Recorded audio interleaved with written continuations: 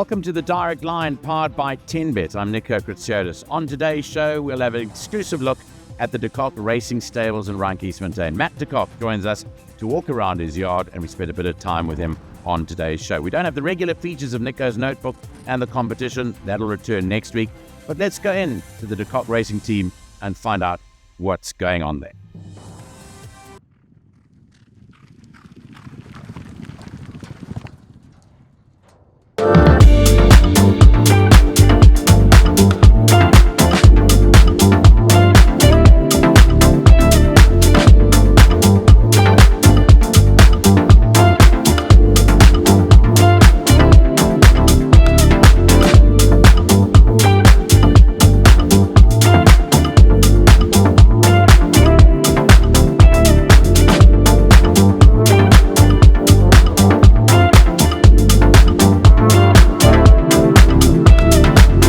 Great privilege to be here at Kock Racing for today.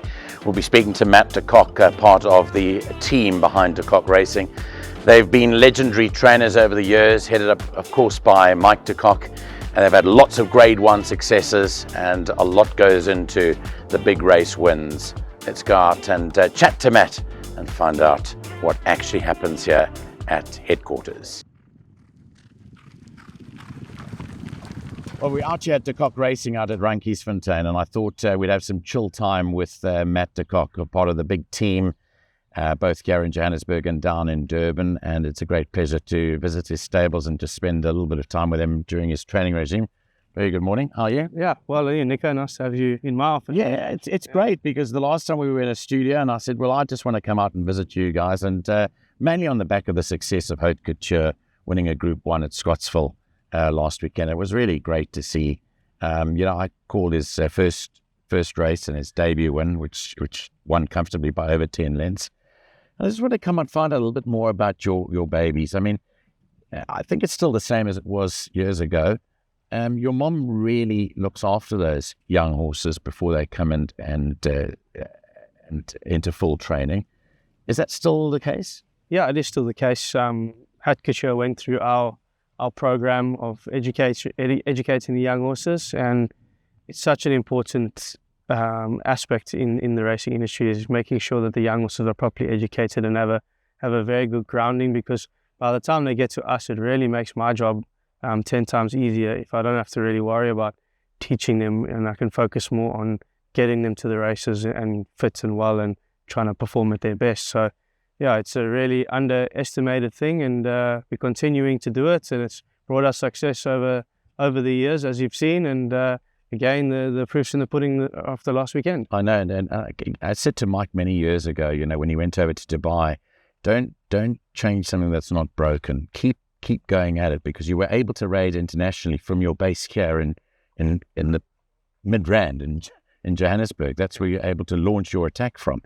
So what happens there? Does your mom give you a report card on each horse as if it was like a kid going up through nursery school and that, to know how it's going and just to what to look out for? And then when do you realize that horse, once it's come to you, is ready to race its first run? Yeah, it's a lengthy process, Nico. I mean, for instance, Haute Couture was brought to the national sales in April of last year. He came straight from there after being purchased straight into our yard here.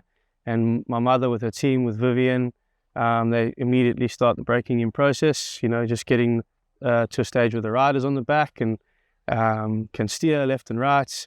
And I don't really get a report card every week, because I don't need one from that team. That it's going very well. And the beauty is that it's right here on my doorstep. So I just walk over there once a week and have a look and have a chat to the guys. How's this one doing? How's that one doing? And that's basically the report card, is just me going over there and watching them progress, and then watching them their first day up at the track. And there's so many milestones along the way. First time cantering on the track, first time doing a bit of pace work. So there's so many beautiful milestones along the way, and you're part of the journey and updating the owners and videos and etc.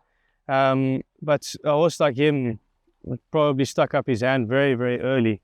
As soon as he started to do some pace work, you could see there was something different. He had an exceptional action and a great efficient mover, and those kind of things for a trained eye is easy to pick up. We can see that from very early on, and I actually thought he was going to be ready to race, probably in December or January, and kind of earmarked him as one of our Joburg feature race horses. And he went through the gates for a little barrier trial. He trialled exceptionally well, and he just came back from that trial a little bit niggly. He didn't recover as well with his heart rates, so he just was showing those little signs of immaturity. And then the hardest thing to do as a trainer is to do nothing. To stop, push the stop button. You get excited, you just see a horse gallop like a Ferrari come down the track, and you just start thinking about entering it, and then you see it's a bit niggly, and then you got to make that tough call. Do we push on or back off? And fortunately, we had no pressure from Jason and Prishalin, and we backed off him in December, gave him time off, and he put on 20-25 kilos, the horse, and came back into work, and we've had no niggles with him since, and just progressed to his debut, and we're very happy we did the right things. So going into that debut run, I mean, obviously you know that that's going to be the first run, and you're all excited as a team. Nervousness come into it? Yeah, there's a lot for the first run. There's a lot of pressure because you've selected a horse for someone on behalf of someone. They've paid a hefty fee of 2.1 million rand, which is quite a big hefty fee for any person, no matter what your wealth status is. And then the horse is starting to show you that he's above average, and now you're telling the owners also that he's above average without trying to get everyone too excited. So there's expectations. I always say I run a management expectation business sometimes. But then especially on ourselves, we really want to succeed. So it's really nice when it comes off, and the way he won his first race was breathtaking. I mean, I could never have wished he'd win a race like that. I haven't seen too many first-timers win a race in the manner in which he did, and then you really know that he's definitely something special. So after that run, the big question is, where does he go next? Now, personally, I do my own ratings on 2-year-olds, and coming out of that, I mean, he beat a filly called Ruby Whisper, and he was giving her 2.5 kilos, beat her by 10.5 lengths, which effectively means he beat her close to 13 lengths. So I'd rated up certainly above 100. The decision thereafter to take it straight into a Group 1 after one race, you guys, your dad and you've got a lot of experience on your side. That this is potentially a Group 1 winner in the 2-year-old category. Was that a tough decision to make, to go down to Scottsville? Yeah, it's always a tough decision, especially when there's a boom horse down there already that they're saying is unbeatable. And then you got to overcome the hurdles of traveling down there, going to a new race course again.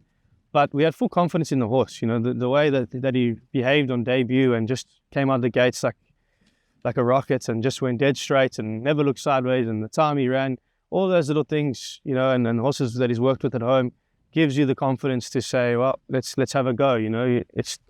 It's the horses around our competition is still very young. Not all the horses have made their debuts and etc. So there's no reason for us not to test the waters. And fortunately, we made the tough call and had a go, and it's all paid off. Could easily have run second, and it wouldn't be looking so smart. But the horse just pulled through for us. So when you get down to the race course last Saturday, and obviously you get people chirping you throughout the day, and obviously you give your comment, and your comments were pretty bullish. I saw on the day. You said, "Well, look, we think we've got a bullet here. Let's see how close we go." So you were pretty confident going into the race.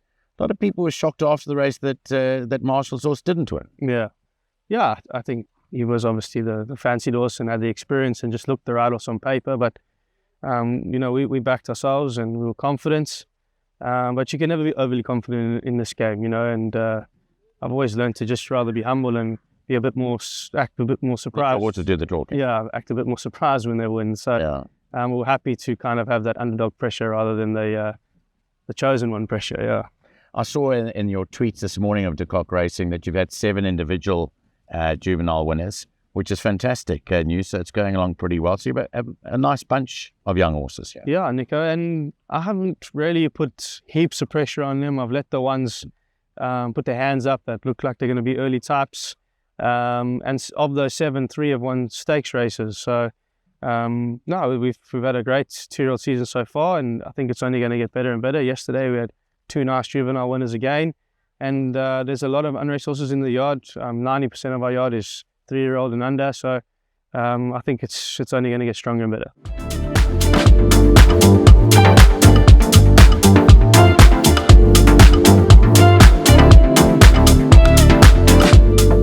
Well, behind me is the top 3-year-old Jan Van Goyen, who is a star of the De Kock Racing Yard. And Matt joins me now to just chat about him briefly.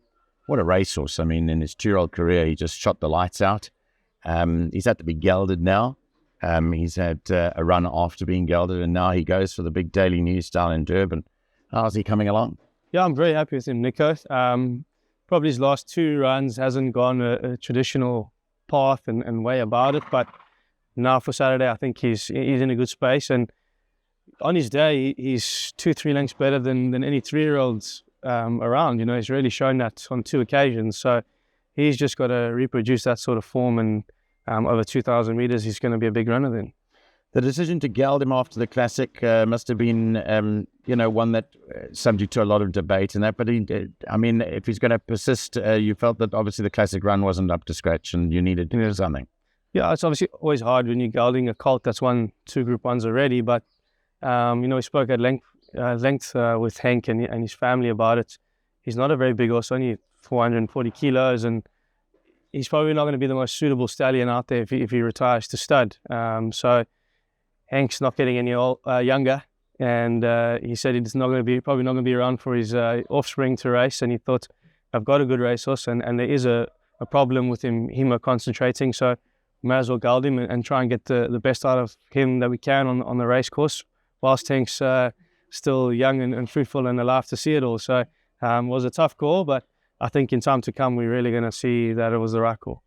The last one was in a pinnacle race against Press On Regardless, and I thought he ran really well. I think some might have expected him to win it, but I think Press On Regardless also was ridden well on the day.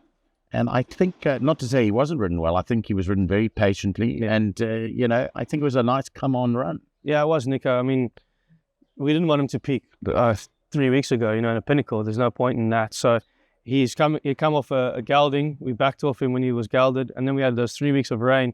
So on a 60-day rest period between runs, he probably only did 20, 25 days of full work. He was a bit behind on his work, and considering that and his wide gates, we said to Kaylan, rather just the first half of the race, take it easy and let him finish the race off, which is what you would have seen. And I still thought he got tired. He looked like he could be a winner probably with 200-300 to go. And then the last 50, 75, he came up for air. So, but I like the improvement I've seen since then. He's not far off being spot on. So I think he should run to his best ability on Saturday. And Saturday will probably dictate to us whether we push on for a July or where we go with him. What is your principal July hope, wouldn't he be? And the other question is the distance. I mean, it was a question mark, but telling me what you're telling me now in the Classic run with things not 100% right, you can't really judge that run. Yeah. I thought on the last run he'd get the trip of 2,000 and 2,200 meters of gravel. Yeah. But as you say, what are your thoughts? I mean, in terms of the breeding and in terms of where he's going, do you think you get the trip? Yeah, breeding's hard to go on. He's got quite a fast female line, but by most of my fates, a little bit of stamina on his side there. And both times he's gone into an 1800, it hasn't been an ideal preparation. He's come off the Cape Town trip for the Classic, and then the gelding and the rain for the last start. And both times he's won a mile when he's been super fit and really well. I would have said to you, no problem. He won the mile so convincingly and ran it out so strongly. I would have said, no, there's no issue. So I still believe it's going to be fine. He'll handle the distance fine, but he's got to go out there and show it to us. Looking at the Daily News card and the field that's come out, strong bunch of 3-year-olds. What do you think of the horse to beat there? Yeah, it's a lovely race, very competitive, and as it should be, it's a fantastic race in history gone by. Only top horses have won that race. So obviously, a horse like Star Major looks like he's really jumped out of the ground since relocating from Cape Town. And of the note to self, obviously the talking horse, but it doesn't end there. It's a deep field, I reckon. But like I said, Jan's beaten these horses before, and beaten them convincingly. So we just got to hope he can come back to his best. All the best on Saturday. Thank you very much.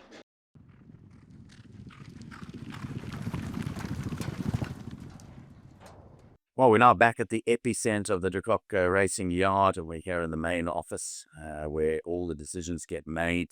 Who's going to run, who's going to ride the horses, what do we need to do with the vet. A lot of admin goes on here. And Max, your lovely wife works in this office and manages all that. And it's looking good. Yeah, it is, Nico. She's recently given it a facelift, and yeah, it feels good to be in this office now. And yeah, you're right. This is where a lot of the thinking goes on, and the decision making, which is a big part of the job. And it's part of the job I do like. I like programming and working things out and working towards certain dates goals. After being with you just for the morning here, it looks like you like to get your hands dirty. You like to come in every day and be on top of things. You don't necessarily want to delegate everything.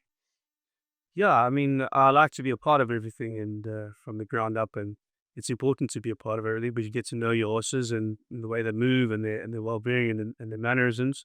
But it is also important to not overload yourself, and that's why we have a great team behind us, and we're able to spread the workload and rely on vets, farriers, our assistant trainers, our grooms. Everyone strives for excellence, and we try and surround ourselves with people that are motivated for the same reasons as us. So we're very, very lucky to have a good team as well.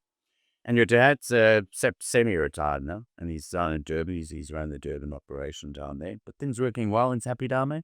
Yeah, he's very happy down there. He's semi-trainer, semi-professional golfer at the moment. So He's want to go on the seniors tour. yeah, it's old enough. So he's really enjoying it. The weather's good for him. He hates the cold here in Joburg, and a little small screen for him is just perfect. And he loves training at Summerveld. So loves taking walks on the promenade there in Durban and Slanga. So he's and my mom by his side. He's very, very happy. Just in terms of, I know there was some talk about possible Dubai campaign with some of your horses. Can you maybe talk us what the latest thinking is on that? Yeah, we're still keen to go over. We're assembling a small little team to go over. Probably leave August, September time, make our way there, and kind of a flexible situation at the moment, fluid situation, and we'll just see where the journey takes us. So at the moment, the intention is to go Dubai. And sponsors, I mean, at the end of the day, you've got your sponsors Lucky Fish on board. It must be a great pleasure to have a big sponsor on board with the De Kock team. Yeah, it's a lovely sponsor to have. We recently joined their team, and they joined our team, and they brought us a lot of luck. So far, we've had a lot of success under their banner. It's a fantastic company, as all the investments that are made on Lucky Fish websites, etc., are all come back into racing. So it's really for a good cause, and we really happy with the relationship. I wanted to thank you for your time. I know it's an imposition at times to come to big yards, but you've been utter gentleman to us and such a good host. Just all the best for the rest of the season. Not long to go now, but some big races. The July's coming up, as we spoke about earlier on. But just all the best to you and your big De Kock Racing team. Yeah, thanks, Nico. Thanks for having you on your show. Always have time for you, so appreciate being on your show. Thank you.